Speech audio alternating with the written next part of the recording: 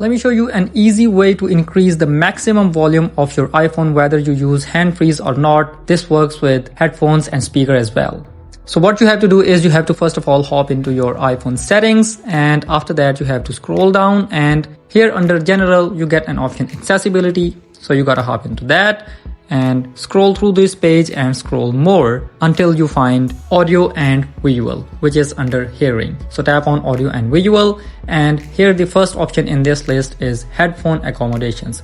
So you gotta tap onto that and turn on headphone accommodations, and here under tune audio for, select vocal range instead of balanced tone, and here you can swipe this line to max for hearing a strong volume. For me, it's better to stay turned off. Next, you have to go back and back again to the start of your settings, and you have to again scroll through this page until you find sounds and haptics. So you gotta tap onto that and scroll through this page, and the third last option in this list is volume limit. So you gotta hop into that, and this is the limit of your speaker. So simply turn this button on and you can increase the maximum limit of your speaker to 90%. So that's how you actually increase the volume of your iPhone.